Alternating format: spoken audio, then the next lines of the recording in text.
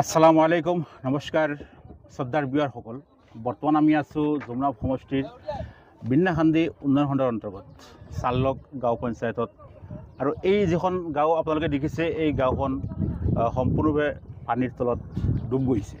ইয়াৰ যাতায়াত ব্যৱস্থা যোগাযোগ ব্যৱস্থা ক'বলৈ গ'লে একোৱে নাই।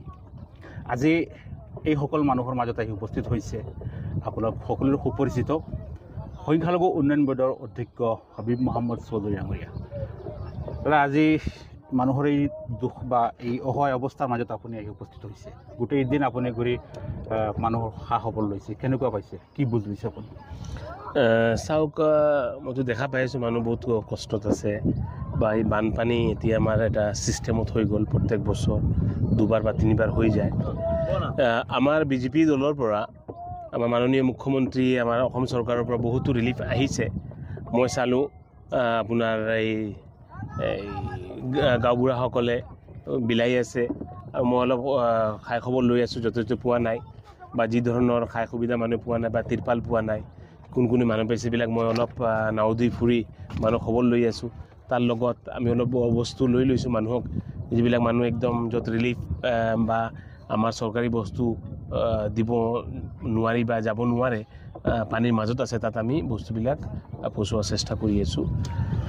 মই মাননীয় মুখ্যমন্ত্ৰীৰ লগত কথা পাতিম যে এই সমস্যা যদি আমি খালি ৰিলিফ দি থাকোঁ বা প্ৰত্যেক বছৰ ৰিলিফ হয় বা ৰিলিফ দিলোঁ বা বানপানী ঘৰ ডেমেজ কৰিলে তাৰ পইচা পাতি দিলোঁ, ইয়াত সমস্যা সমাধান নহ'ব।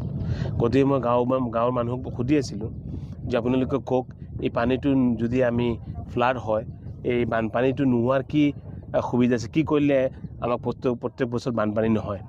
তেওঁলোকে কৈছে বানপানী শেষ হোৱাৰ পাছত এবাৰ মাতি দেখাই দিব ক'ত ক'ত মাথাউৰি হ'লে বা কি ধৰণৰ প্ৰটেকশ্যন হ'লে আকৌ কেতিয়াও বানপানী নহয়। তো সেই ব্যৱস্থা আমি কৰাৰ চেষ্টা কৰি আছোঁ যে আগদিনাকৈ আৰু বানপানী নহওক আৰু মানুহে বাৰ ঘৰ পৰা ওলাই আহক। মানুহৰ দুখ কষ্ট বহুত ডেমেজ হৈ যায়। চৰকাৰৰ পৰাতো বহুত বস্তু পায়, ৰিলিফ হয়, কিন্তু এটা মানুহে যেতিয়া ঘৰৰ পৰা ওলাই যায় আৰু আহি যেতিয়া 10-15 দিন পাছত আকৌ ঘৰত সোমায়, এইটো ডাঙৰ এটা সমস্যা। আৰু আপোনাৰ এই আকৌ ঘৰটো নতুনকৈ বনোৱা, আকৌ নতুনকৈ কৰা, এই বহুত দুখজনীয় কষ্ট বস্তু হয়। মই দেখা পাই আছোঁ, প্ৰত্যেক বছৰ দেখি আছোঁ। আৰু এতিয়া আমাৰ মাননীয় মুখ্যমন্ত্ৰী ডক্টৰ হিমন্ত বিশ্ব শৰ্মাৰ নেতৃত্বত আৰু আমাৰ পীযুষ হাজৰিকা ডাঙৰীয়া, তেখেতে বহুতো মাথাউৰি কাম কৰাইছে আৰু আপোনাৰ বহুতো বানপানী কমিছে দেখা পাই আছোঁ। আৰু মই আশাবাদী আগদিনীয়াকৈ বিন্নাকান্দি যাতে বানপানী নহয় এই চেষ্টা আমাৰ এই যমুনা সমষ্টিৰ বা বিশেষকৈ হোজাই অঞ্চলৰ বানপানীৰ ক্ষেত্ৰত আপুনি এটা স্থায়ী সমাধান বিচাৰিছে। আপোনাৰ কথাটো আমি গম পাইছোঁ আৰু আশা কৰিছোঁ আপুনি এই ক্ষেত্ৰত এটা ভাল পদক্ষেপ গ্ৰহণ কৰিব। কাৰণ আমি প্ৰায় 4 ঘণ্টা ধৰি এই পানীৰ মাজেৰে আহি আছোঁ। এতিয়া স্থানীয় মানুহৰ পৰা গম পালোঁ এই গোটেইখিনি ধাননি পথাৰ, এতিয়া বোলে ধান পকি গৈছে, জাষ্ট কাটিবৰ সময় হৈছে, এতিয়া বানপানী আহি গ'ল, লাখ লাখ টকা ক্ষতি হৈছে। আৰু মই আপোনালোকক দেখুৱাই আছোঁ এইখিনি চাল্লক গাঁও পঞ্চায়ত। আৰু যিহেতু দাদা অলপ খৰদৈকে আজি আহিছে, কিছু সাহাৰ্যটো প্ৰাথমিক অৱস্থাত কিছু খাদ্য সামগ্ৰী বা কিছু সাহাৰ্য লৈ তেখেত আহি উপস্থিত হৈছে। আৰু ইয়াৰ মানুহৰ লগত আমি আলোচনা কৰিছিলোঁ, তেখেতৰ পৰা গম পালোঁ যে এতিয়ালৈকে প্ৰশাসনৰ ফালৰ পৰা হওক বা কোনো ৰাজনৈতিক দলৰ ফালৰ পৰা হওক কোনো মানুহ অহা নাই। ফাৰ্ষ্ট আপুনি আহিছে? নাই, মই ৰাতিপুৱা দেখি আহিছোঁ আমাৰ আপোনাৰ ৰিলিফ চৰকাৰৰ পৰা আহিছে, বিতৰণ হৈ আছে। আৰু মই নোট কৰি আছোঁ যে আৰু কিমান লাগে, সেই হিচাপে আমি দিম।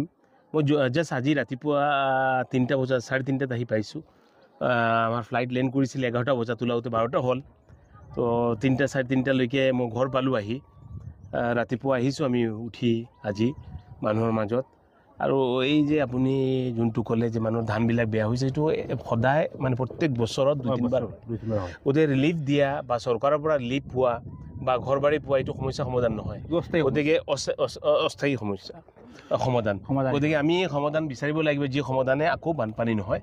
আৰু মই আশাবাদী মাননীয় মুখ্যমন্ত্ৰী ডক্টৰ হিমন্ত বিশ্ব শৰ্মা ডাঙৰীয়াই তেখেতে সদায় এইবিলাক বস্তু আপোনাৰ চল্ভ কৰাৰ চেষ্টা কৰে আৰু কৰে। কিন্তু মই আশাবাদী আমি কেনেকৈ এইটোক বিন্নাকান্দিক আৰু উন্নয়ন আৰু ডেভেলপ লৈ যাব পাৰোঁ, সেইটো মোক কৰিব দিছে মাননীয় মুখ্যমন্ত্ৰী মহোদয়ে। আৰু মই সেইটো কৰি আছোঁ, সেইটোৱে চাই আছোঁ। যথেষ্ট মানুহ সমস্যাত আছে, নানান ধৰণৰ যন্ত্ৰণাত আছে, মানুহে খাদ্য বস্তুৰ অভাৱত আছে। এই সময়ত আপুনি আহি উপস্থিত হৈ যায়, যথেষ্ট ভাল কথা। যিসকল মানুহে আপোনাক চাই আছে তেওঁলোকক কি সান্তনা দিব আপুনি এই জটিল সময়ত? চাওক ইয়াত এটাতো এইটো আৰু আপোনাৰ এটা সৃষ্টি বৰষুণ হ'ব, পানী আহিব, পানী হ'ব। মই আকৌ কৈছোঁ, মই সকলোক ইয়াৰ মোৰ অন্তৰ পৰা তেওঁলোকক মই সদায় প্ৰাৰ্থনা কৰোঁ এইবিলাক মানুহক যে প্ৰত্যেক বছৰ এনেকৈ বানপানী নহয়। মই আকৌ কৈছোঁ বহুত কষ্ট কৰিব লাগে। আমি আহি গুচি যাওঁ, চাউল আৰু ডাল 2-4-5 কিলো একো মানুহৰ সমস্যা সমাধান নহয়। মানুহৰ ঘৰ বাৰী যিবিলাক ডেমেজ হয়, ইয়াৰ পাছত যিবিলাক বেমাৰ আজাৰ হয়, পানী শুকোৱাৰ পাছত মানুহ ঘৰৰ পৰা ওলাই যায়, চব বস্তু চাওক জাষ্ট পানী আহিলে ঘৰৰ পৰা ওলাই যায়। ইয়াতকৈ দুখজনক বিষয় আৰু হ'ব নোৱাৰে, নিজৰ ঘৰত থাকিব নোৱাৰে। মই দেখা পাই আছোঁ, আপুনি চাওক মানুহবিলাক চব ইয়ে চাওক, আপুনি পানী আধা তলত আছে, সেইফালে চাওক চব বুৰি আছে। সেইফালে যদি আপুনি চাব বিচাৰে চব ডুবি আছে। এইফালে চালে মানুহ ঘৰ চব ডুবি আছে, চব আছে চাৰিফালে চাওক। মানে এজন মানুহৰ যিমান উচ্চতা হ'ব সিমান পানী। এই সৰু ল'ৰা ছোৱালী আপুনি চাওক ইয়াতে, এইফালে আপুনি চাব সৰু ল'ৰাবিলাকে পানীৰ মাজত কি কষ্ট কৰি আছে। চ' স্কুলত যাব পৰা হোৱা নাই, একো হোৱা নাই, পানী বিশুদ্ধ পানী খাব পোৱা নাই। আমি পানী বিতৰণ কৰি আছোঁ, আমি যি দিছোঁ এইবিলাকতো আৰু আপোনাৰ এনাফ নহয়। ইয়াৰ পাছত আমি চেষ্টা কৰি আছোঁ আমাৰ বেষ্ট কি কৰিব পাৰোঁ। গতিকে এইটো পাৰ্মানেণ্ট এটা সমস্যা সমাধান নকৰিলে এই বস্তুটো মানুহৰ কিন্তু বহুত কষ্ট হ'ব। আমি আশা কৰিছোঁ আপোনাৰ জৰিয়তে আমাৰ এই হোজাই বিভিন্ন অঞ্চলৰ যি বানপানীৰ সমস্যা ইয়াৰ এটা স্থায়ী সমাধান হ'ব। তো বন্ধুসকল, আজি ইয়াৰ পৰা বিদায় লৈছোঁ। এয়া আছিল আমাৰ সংখ্যালঘু উন্নয়ন বৰ্ডৰ অধ্যক্ষ হাবিব মহম্মদ চৌধুৰী ডাঙৰীয়া। আহক, তেখেতে এটা প্ৰতিশ্ৰুতি দিছে যে এই যমুনামুখ অঞ্চলৰ বিশেষকৈ হোজাই বিনাখানী উন্নয়ন খণ্ডৰ অন্তৰ্গত যিবিলাক ঠাই আছে বা যমুনামুখ সমষ্টিৰ যি বানপানীৰ সমস্যা, প্ৰতি বছৰ 2-3 বাৰ এই বানপানীৰ সমস্যাত বা বানপানীত আক্ৰান্ত হয়। গতিকে এই সমস্যাটোত তেখেতে স্থায়ী সমাধান কৰাৰ এটা বিহিত ব্যৱস্থা গ্ৰহণ কৰি আমাক আশ্বাস দিছে। আৰু আমি ভাবিছোঁ ভাল যাতে তেখেতে এটা ব্যৱস্থা গ্ৰহণ। এই চাওক কণ ল'ৰা ছোৱালী। দাদা, পানীৰ কিমান দিন হৈছে? আজি 3 দিন হৈছে। ঘৰৰ পৰা ওলাব পৰা নাই আপোনালোক? খাদ্য বস্তু চব আছে নেকি? খোৱা চব আছে। তিৰপাল লাগিব নেকি আপোনাৰ? এটা তিৰপাল দিয়ক, তিৰপাল ৰাখক এখন। হ'ব, এখন লৈ যা, এখন ৰাখা তিৰপাল ৰাখক। আপোনালোকে গাঁওবুঢ়াৰ লগত যোগাযোগ কৰিব। অলৰেডি গভৰ্ণমেণ্টৰ ফালৰ পৰা দাদাই সহায় কৰি গাঁওবুঢ়াৰ হাতত মালবিলাক দিয়া হৈছে। আনিলোঁ আৰু চৰকাৰৰ পৰা আহিছে অলৰেডি, গাঁওবুঢ়াৰ লগত কথা হৈছে আৰু আহিব, চিন্তা নকৰিব।